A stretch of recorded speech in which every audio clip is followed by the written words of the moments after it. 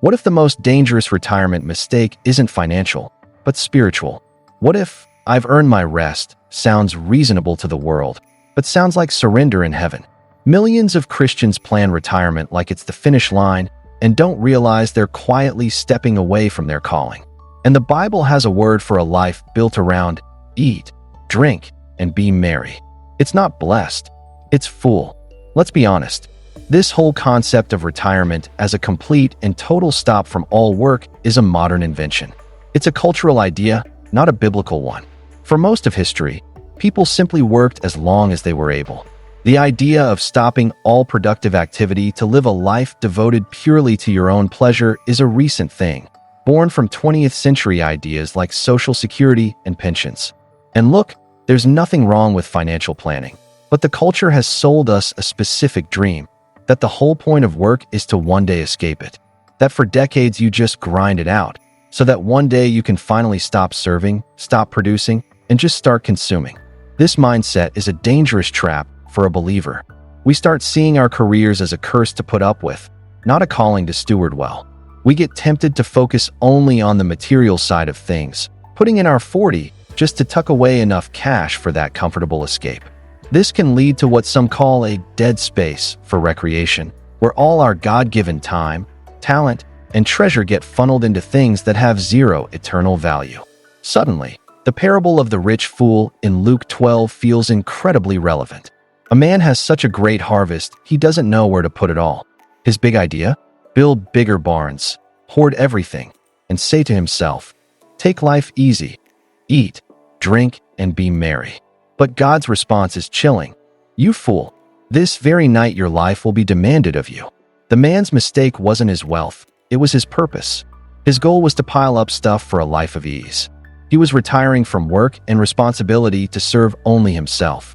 This is the heart of the modern retirement lie, that the finish line is a life of self-service instead of redeployed service to God. So, if the modern idea of retirement is just a cultural trend, what does the Bible say? Well, the word retire shows up exactly once in the entire Bible. Just once. And it's not what you think. The passage is in Numbers, chapter 8.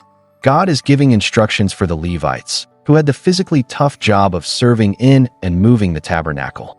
In verses 23 to 26, the Lord tells Moses that men 25 and older should do this work, but at the age of 50, they must retire from their regular service and work no longer. At first, that sounds like a clear command to retire. But then you read the very next verse. They may assist their brothers in performing their duties at the tent of meeting, but they themselves must not do the work. This wasn't an escape, it was a transition. The Levites didn't just stop serving. They moved from the back-breaking physical labor to a new role, one of assisting, guarding, and mentoring the next generation. They used their years of experience to become advisors and supporters. Their work shifted, it didn't stop. This is the only biblical model of retirement we have, and it's about redirection, not quitting. It recognizes physical limits, but affirms that our purpose continues. It's about moving from the front lines to a season of sharing wisdom. That's a world away from the idea of spending 30 years on a permanent vacation. The Bible is filled with people who served God with incredible energy late in life. Moses was 80 years old when God called him to lead Israel out of Egypt. Caleb was 85 when he said, "Give me this mountain," ready to take on giants. An elderly prophetess named Anna never left the temple. She worshiped day and night, and she was the one who told everyone about the child Jesus. The Apostle John was likely in his 90s when he wrote the book of Revelation. Their lives weren't defined by a desire to escape, but by a deep commitment to finish the work God gave them. To really get God's heart for our later years, we have to fix our view of work itself. The world often frames work as a necessary evil, a result of the curse in Genesis. But work was here before the fall. In Genesis 2 verse 15, God put Adam in the garden to work it and watch over it. Work was part of God's original, perfect design. It's not a curse. It's a huge part of how we reflect God's image as creators and cultivators. Work is an act of worship. Colossians 3 verse 23 tells us, "Whatever you do, work at it with all your heart, as working for the Lord, not for human masters." Our jobs, our careers, our daily chores, They are all chances for ministry, for serving God and our neighbor. The Christian life isn't split into sacred and secular. It all belongs to God. This all comes down to stewardship. Psalm 24 verse 1 declares, "The earth is the Lord's and everything in it." That includes our time, our energy, our skills, and our money. They aren't really ours to do whatever we want with. They are entrusted to us to manage for God's glory. And that job doesn't end at age 65. If you have breath in your lungs, it's because God still has a purpose for you here. But what about rest? Rest is also a beautiful, biblical gift from God. He modeled it on the seventh day and commanded it for his people. But biblical rest isn't about permanent laziness or self-indulgence. It's about being restored and renewed so we can keep going. A Sabbath is a pit stop that refuels us for the road ahead. It's not the end of the journey. The modern idea of retirement often twists this gift of rest into an idol of permanent ease, trading the call to be fruitful for the chase of an endless vacation. Maybe we just need a new word. Instead of retiring, what if Christians started talking about redeploying? That simple shift in language creates a massive shift in your mindset. You don't retire from something. You redeploy to something new. It's a move from one kind of service to another. For a lot of people, this means shifting from a primary focus on earning a living to a primary focus on investing your time and wisdom. Your career was what you did to provide for your family. Your redeployment is what you do for the kingdom, with or without an income. Proverbs 13 verse 22 says, "A good person leaves an inheritance for their children's children." That's about so much more than money. It's about leaving a spiritual legacy.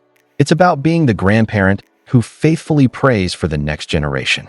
It's about finally having the time to mentor younger men and women, just as Titus 2 tells us to. Your later years can be a season of incredible freedom. If you've saved wisely, you're no longer tied to a paycheck, which frees you up to serve in ways you never could before. Maybe that means volunteering more at church, going on a mission trip, or using your professional skills to help a local ministry for free. The wisdom, experience, and network you spend a lifetime building aren't supposed to be put on a shelf. They are powerful tools for the kingdom. It's tragic that so many people get sidelined right when their influence could be the most powerful. This is what stewardship looks like in the end. It's saying, "God, you've entrusted me with all these resources, my savings, my time, my wisdom. How do you want me to deploy them for your glory in this next season?" This perspective transforms retirement from a self-centered ending into a God-glorifying new beginning. Now, redeploying well doesn't just happen. It takes the same kind of thoughtful planning you put into your finances. First, pray and get advice. Just like you'd see a financial advisor, seek wisdom from pastors and godly mentors. Maybe even take a sabbatical, a period of real rest and prayer to ask God what He has for you in this next chapter. It's just as important to have something to retire to as it is to have something to retire from. Second, look at your finances through a lens of stewardship, not just security. Wise planning is biblical. Proverbs 21 verse 5 says the plans of the diligent lead to profit. And 1 Timothy 5 verse 8 warns that failing to provide for your family is like denying the faith. But our ultimate trust can't be in our account balance. Our security is in God, who promises in Philippians 4 verse 19 to meet all our needs. Contentment in Him is our real safety net. This means we should avoid financial mistakes driven by fear, like being so conservative with money that inflation eats away at it. It means we start saving early, but we understand the goal isn't just to build a pile for ourselves, but to build a resource for the kingdom. Third, make a plan for your time and talents. Ask yourself, what skills did God give me? What passions has He put on my heart? Who can I mentor? How can my life experience bless others? Your purpose doesn't end when your paycheck does. God has prepared good works for you to do, and that promise doesn't have an expiration date. Your prayer can become like the psalmist in Psalm 71 verse 18. "Even when I am old and gray, do not forsake me, my God, till I declare your power to the next generation, your might to all who are to come." If this whole idea challenges you, that's a good thing. It's an invitation to trade the world's small vision of retirement for God's grand design for your entire life. A great first step is to find a Christian financial advisor who gets this kingdom mindset, someone who will help you build a plan that aligns your money with your faith and prepares you not just for retirement, but for redeployment. A Christian never really retires from serving Christ. They just change the address of their workplace. The mistake so many of us make is to trade a life of purpose for a life of pleasure, to clock out of God's work for good. But your later years are not a waiting room for heaven. They are a strategic deployment ground for God's most experienced servants. This is your time to leave a legacy, to pour into the next generation, and to store up treasure in heaven. So don't just retire. Redeploy. Finish your race strong, and hear those words we all long to hear. Well done, good and faithful servant.